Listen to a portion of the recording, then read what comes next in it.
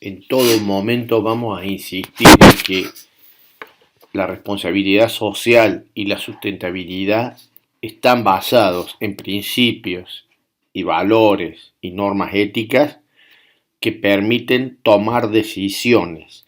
Y a eso que es tomar decisiones, que es conducir, que es manejar, que en latín se dice gerere, lo vamos a llamar gestión.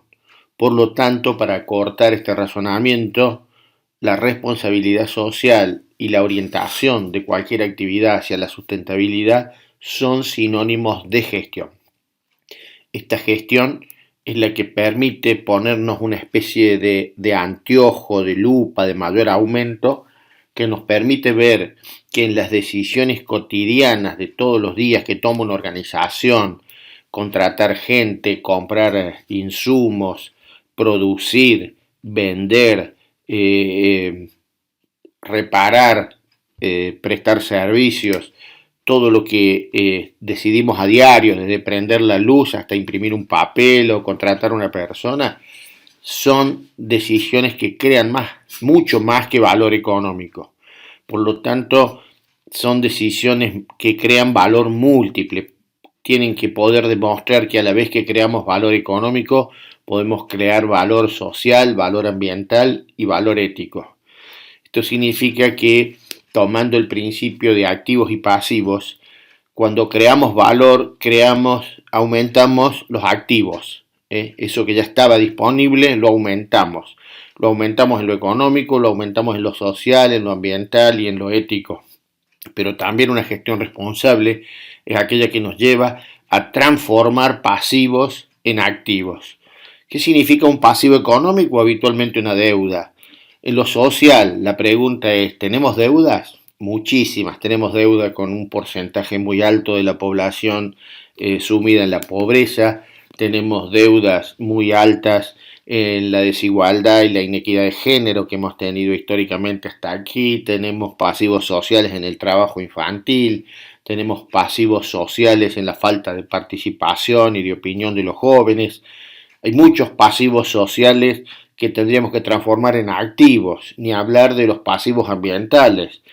Ríos contaminados, lagos contaminados, suelos contaminados o degradados, deforestación, pérdida de la biodiversidad, son pasivos ambientales y hay que tratar esos pasivos, abordarlos en nuestras decisiones diarias para convertirlos en activos. Y lo mismo el pasivo ético. ¿Tenemos pasivos éticos? Absolutamente. La corrupción, por pequeña o grande que sea, es un pasivo ético. La falta de respeto a la verdad, la posibilidad de engañar al otro, la posibilidad de incumplir un compromiso, comportarse como un cínico, es decir, tener un doble estándar, una doble personalidad para moverse y tratar con los demás. Hay muchos pasivos éticos que podemos tomar y transformarlos en activos en las decisiones diarias. Y es entonces la suma del aumento de los activos y la reducción de los pasivos, el valor total que crea una gestión responsable orientada a la sustentabilidad, y este va a ser el punto clave no solo del concepto teórico que vamos a trabajar en la materia, sino del análisis que vamos a hacer en nuestro trabajo práctico, que es poder ver que cualquier decisión productiva, por ejemplo, es capaz de crear estas cuatro formas de valor y sumadas son mucho más que una sola y la mera perspectiva económica. Toda actividad humana genera impactos. Si lo miramos como actividad productiva, se hacen todavía mucho más evidentes. Una actividad productiva genera impactos positivos y negativos en el capital económico. Una actividad productiva genera impactos positivos y negativos en el capital social, en la salud, en la educación, en el conocimiento. Una actividad productiva, sin dudas, hoy es mucho más obvio, genera impactos positivos o negativos en el ambiente, depende de cómo sea gestionada. Y finalmente afirmamos, toda actividad productiva genera también un impacto en el capital ético y en el capital cultural, porque tiene que ver con cómo refuerza los valores de una sociedad o cómo impide que esos valores se lleven adelante.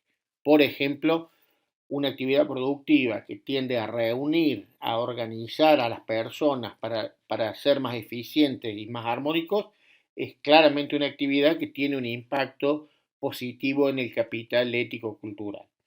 Esta manera de ver a 360 grados es la que vamos a analizar a lo largo de toda la materia y que será plasmada en el trabajo práctico final por cada uno de ustedes.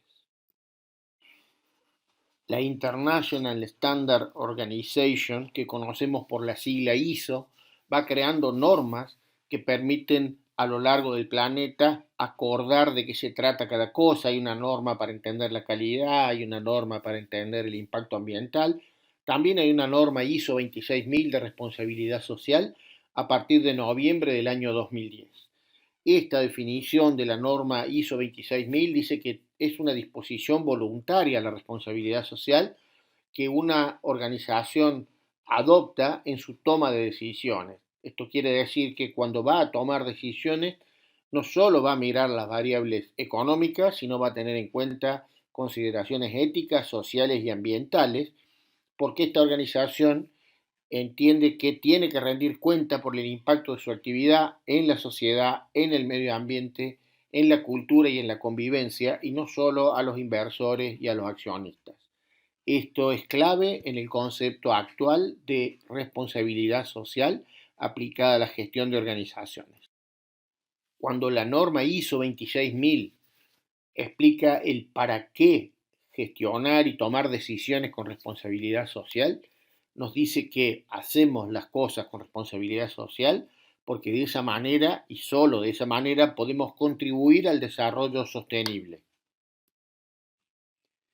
Unos años antes de 1987, las Naciones Unidas le pidieron a una ex primera ministra sueca, la señora Gro Brundtland, que armase un equipo de especialistas y nos dijera cómo era la situación de nuestro futuro común. Su trabajo se publicó en el año 87 y este informe llamado Nuestro futuro común se lo conoce hoy como el informe Brundtland en honor a su coordinadora.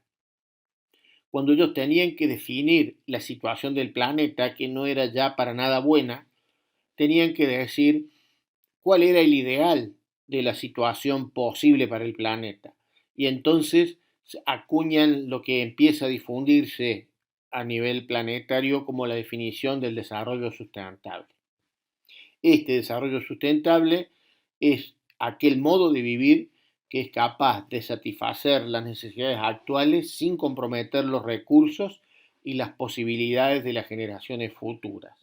Esto es clave para entender de qué manera llevar adelante procesos productivos que sean realmente sustentables. Algunos observadores del estado actual de la sustentabilidad la definen como algo más simple. La sustentabilidad pasa por entender y preocuparnos por lo que pasa en el mundo.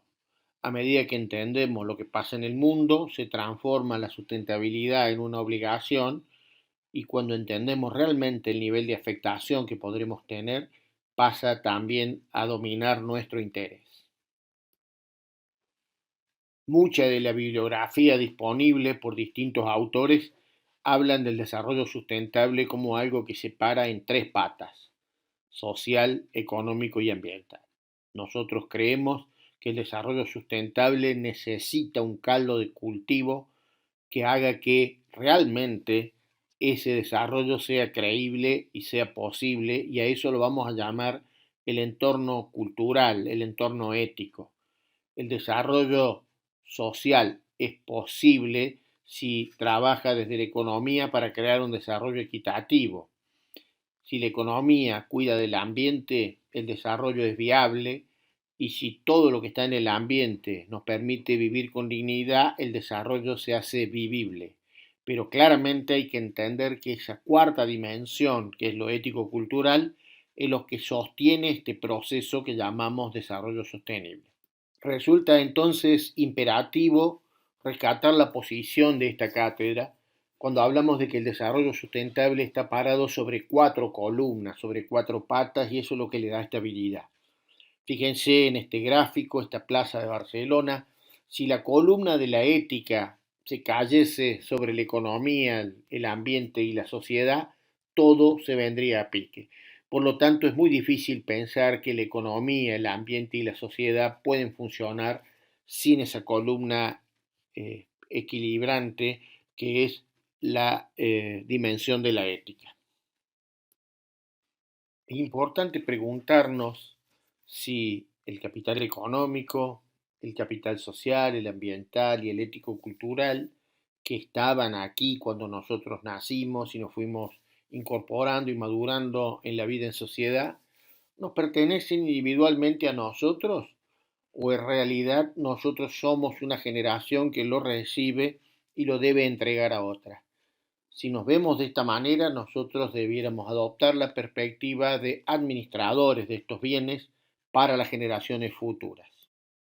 Si somos capaces de vernos y aceptarnos como que somos administradores transitorios de estos cuatro capitales, la gran pregunta sería, ¿cuál es la expectativa que habitualmente tenemos sobre alguien al que lo declaramos administrador de algo? Aceptar que somos administradores de estas cuatro formas de capital y que debemos rendir cuenta ante las generaciones futuras del manejo que hemos hecho de los mismos, supone entender que el rol de un administrador y la expectativa que pesan sobre él tiene que ver con tres conductas básicas. Gestionar bien, que viene de la palabra gerere, que es manejar, hacer una diferencia, porque evidentemente lo que recibimos es una riqueza y puede incrementarse, y finalmente ser capaz de poner sobre la mesa los resultados y rendir cuenta a aquellos que van a recibir lo que nosotros administramos. Esta es la perspectiva del rol integral de un administrador. Adoptando la perspectiva y el lenguaje de la economía, podemos decir que al capital podemos verlo como un activo o como un pasivo. Obviamente siempre la oportunidad de un activo es aumentarlo y el riesgo que tiene un activo es disminuirlo.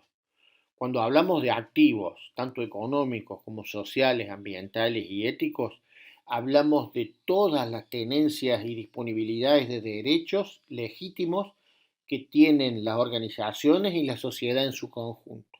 Por lo tanto, nuestro primer trabajo será administrar ese activo tratando de aprovechar la oportunidad de aumentarlo y evitando el riesgo de disminuirlo. Siguiendo con el uso del lenguaje económico, podemos decir que en contraposición al activo está el pasivo. El pasivo es toda obligación que una organización o una sociedad tiene y adeuda a otro.